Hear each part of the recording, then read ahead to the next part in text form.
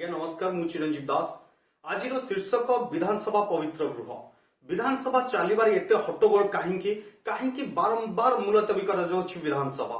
ବିରୋଧୀ ମାନଙ୍କ ଏତେ ରଙ୍ଗଭଙ୍ଗୀ, ଏତେ ନାଟକବାଜି କାହିଁକି?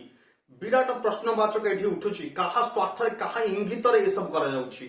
ବର୍ଷରେ ଦୁଇଟି ଅଧିବେଶନ, ଅତି କମରେ 60 ଦିନ ବିଧାନସଭା ଚାଲିବାରେ ନିୟମ ଅଛି, କିନ୍ତୁ ବିଭିନ୍ନ ପ୍ରସଙ୍ଗ, ବିଭିନ୍ନ ନାଟକବାଜି, ହୋ ହଲ୍ଲା ଯୋଗୁଁ ବିଧାନସଭା ମୁଲତବୀ କରାଯାଉଛି।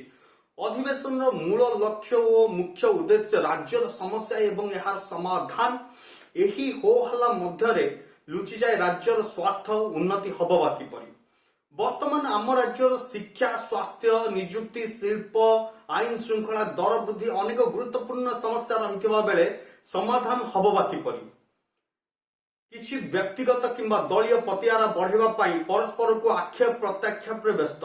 ରାଜ୍ୟର ସ୍ୱାର୍ଥକୁ ବଳି ଦିଆଯାଉଛି ପବିତ୍ର ଗୃହରେ। ଆମ ପ୍ରତିନିଧି ମାନେ ବସିଛନ୍ତି ପବିତ୍ର ଗୃହରେ, କିନ୍ତୁ କେତେକାଂଶଙ୍କ ହୀନ ପ୍ରୟାସ, ହୀନ ଚକ୍ରାନ୍ତରେ କିଏ ପୂଜା କଲାଣି ତ ଆଉ କିଏ ବିଷ ପିଇଲାଣି, ତ ଆଉ କିଏ ଜୋତା ଫୋପାଡ଼ିଲାଣି। ଏମିତି ଅନେକ ନଜିର ରହିଛି। କିନ୍ତୁ ଏହା ଏକ ଗଣତନ୍ତ୍ର ରାଷ୍ଟ୍ରରେ କେତେ ଦୂର ଯଥାର୍ଥ ବିଚାର ଆପଣ ମାନଙ୍କର?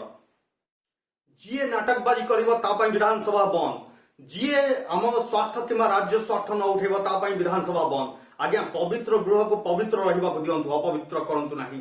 ହାତ ଯୋଡ଼ି ବିନମ୍ର ଅନୁରୋଧ କରୁଛୁ।